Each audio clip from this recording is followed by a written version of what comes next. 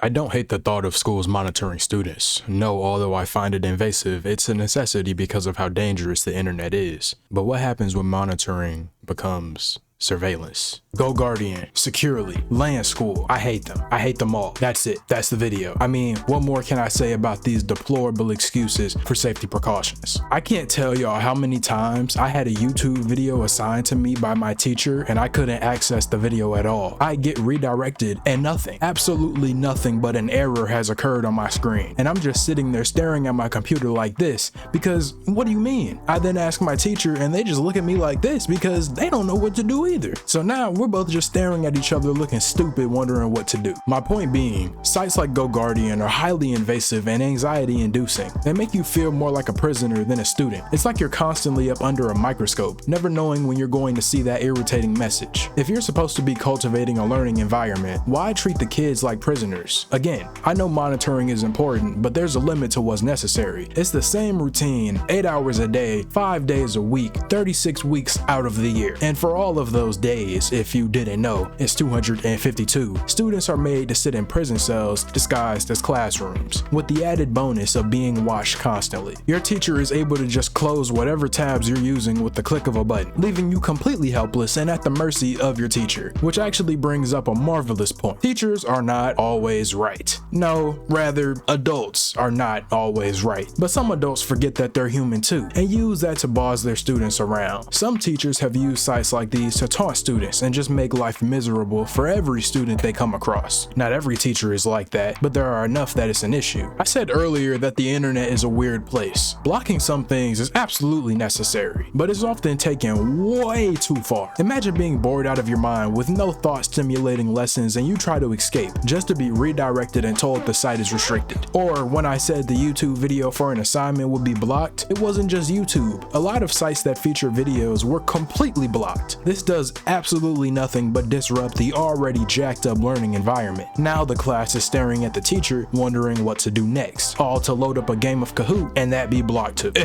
Let me put on my thinking cap for a second. All this teaches is autonomy. It teaches you to be obedient and a model student, or rather a worker. You gotta shut up and just do what your teacher tells you, even if you're right. That's the cycle of the world, because guess what? Those same teachers have to listen to the person above them. So the cycle just continues over and over and over again, leading to the dilemma we've got right now. Now here, peep game and lock in. There are a couple of things that distinguish Go Guardian from sites like Securely and Land School. Go Guardian is focused around micromanagement. It's to have nearly complete control over a student's device. Securely instead scans your typing pattern and even monitors the URL of the website you're typing in. It's able to send a weekly report to your parent's phone. I've got a personal vendetta against this one. Securely is probably the one that feels the most invasive for me. It just feels different. I don't know, it's kind of creepy. Like I've been home before and I'd see that notification telling me that a class session is active. Imagine the pure utter shock and dismay that clouded my mind in that instance. This was after school, mind you. It feels like there's an eye on you 24/7. Ugh,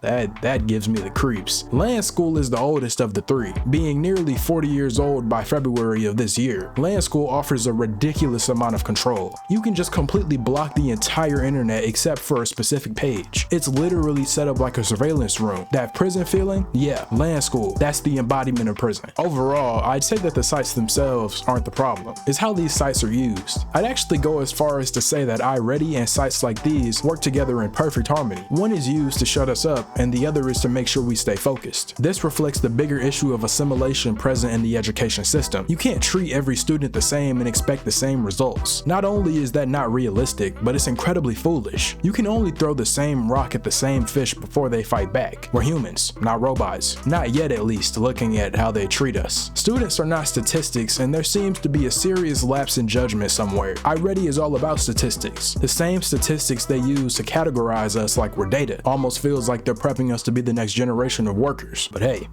what do I know? But yeah, that's the video, y'all. Let me know what you're thinking right now in the comments if you made it this far. And until next time. I offer this perspective as not just a YouTuber, but as one of the students that have to deal with these products on a day-to-day basis. A student that has seen the effects of these websites, the way they spy on us, the way they track our every move, the way they watch us. Enter this conversation and understand the minds of students across the nation. Let me talk to you. As students in the school system, when is enough enough? When will we be able to finally speak our minds? Personally, I will be telling my children that unless there is an incredibly good reason as to why they aren't being permitted to use the restroom, then walk out. Are we not humans? Humans that happen to have bladders and digestive systems that need to be properly filtered out. And just because y'all feel as though we have enough time to use it during the 5 minutes we have in between classes, asking to use the restroom is already a quite frankly demeaning process, which is actually a really interesting topic. It's like having to pay for toilet paper. Mind you, humans as a whole need this product. Or I guess you don't need hygiene products, but don't get mad when you get some funny looks. Boy, this world is a scam. We live to go to school, go to work, then retire, or maybe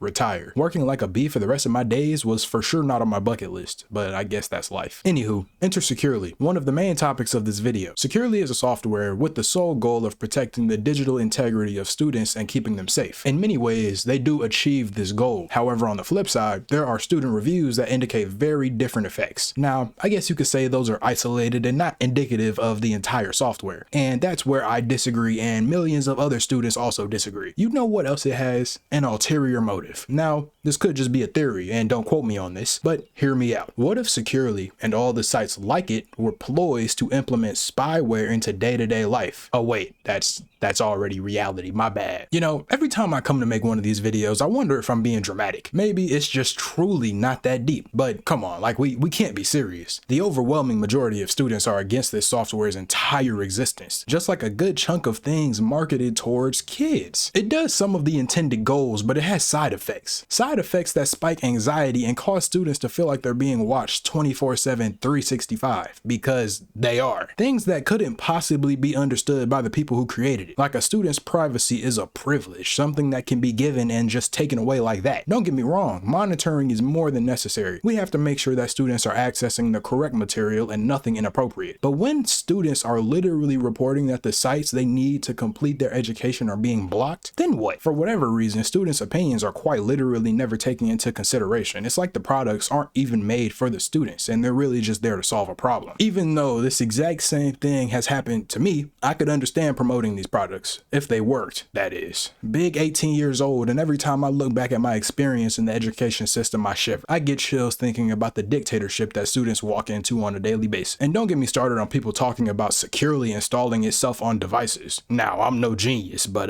that sounds super illegal, like on the verge of felonious activities illegal. On that note, I also want to talk about another borderline dictatorship level software. Hall Pass also suffers the exact same problem that Securely does. The bad outweighs the good to such a significant degree that I just have to wonder where students were a part of the equation. Yes, keeping track of students at any given time is strange. I feel like I don't really need to explain that, to be honest. School is prison, literally and figuratively, not just in a joking way either. Every day that goes by, the glory days of school, if you can call them that, are just slipping away. The more technology that is implemented in the school systems, the further we fall into this ditch. And honestly, my biggest fear is that it's never going to end. As the digital world continues to evolve and be used to solve different problems, what happens when all we know is technology? Or rather, what happens when all we do is use technology to solve all of our problems, without truly using our critical thinking skills and thinking about the future problems this could cause? Our world is run by tech billionaires and people who have more power than we could possibly imagine. But guess what?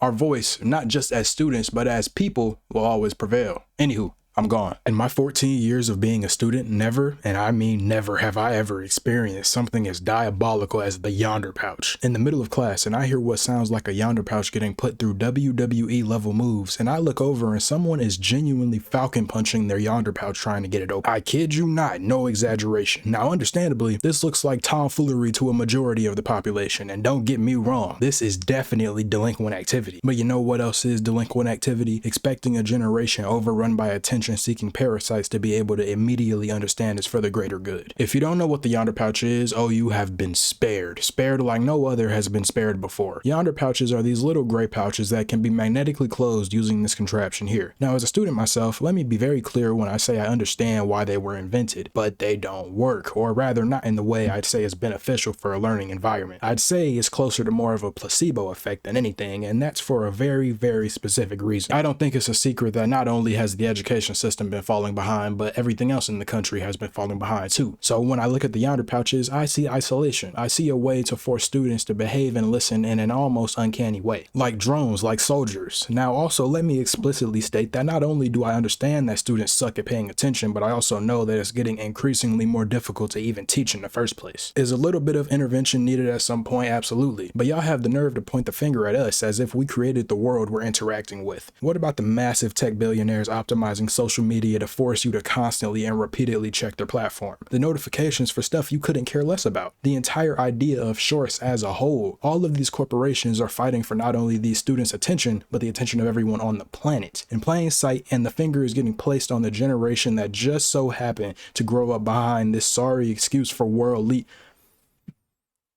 Let me chill before I get thrown in the back of a van. I've seen how parents will throw a device in their child's face and let them have their way. I've seen the way schools push students to the side in favor of financial gain. I've seen the way these classrooms interact. It's like these students don't have structure. They don't have the platform to excel in the way necessary. And you know what? I'm tired of us being blamed for the world's irresponsibility. Who was it that placed these devices in our hands? Who was it that forced us into isolation for years, causing irreversible damage to our attention spans? Who was it that expects a generation being slapped around like rag dolls to succeed where those before us could not, or probably would not have, given the circumstance? Before the world of social media, there wasn't really an opportunity to get on a cell phone because they weren't really there. We live in a world where screens are the only thing we see now, from the way we learn to the way we work to the way we live. And I think it's a slap in the face to have students put their phones up when I've had teachers scrolling on Instagram Reels in the middle of instruction time. Guess what they made us do when they were on their phones scrolling on Instagram Reels? Some ed tech that's been critically acclaimed for some reason. Whole time it's inducing a level of stress that no child should ever consider synonymous with school. This has got to be some of the most invasive prison level surveillance I've ever seen in my life. We have moved from using nearly exclusively textbooks to moving into using technology for education, and I remember it like it was yesterday. Then we have stuff like this moving in tandem with ed tech such as GoGuardian and Securely, all with the goal of policing and protecting kids' education. Whole time they just install these softwares that might block what you need to even do your work in the first place. We went from using lock boxes to put our phones away to using a magnetically powered pouch. It feels like handcuffs are closing when that pouch closes up. Is it that deep?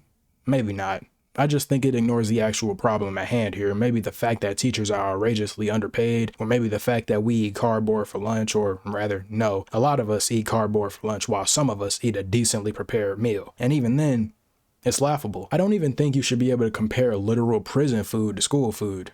That's how deep this goes. Look around, y'all, behind the facade and behind the dream. Look at reality for a second. This is to everyone, not just my audience. If you're watching, what does our future look like?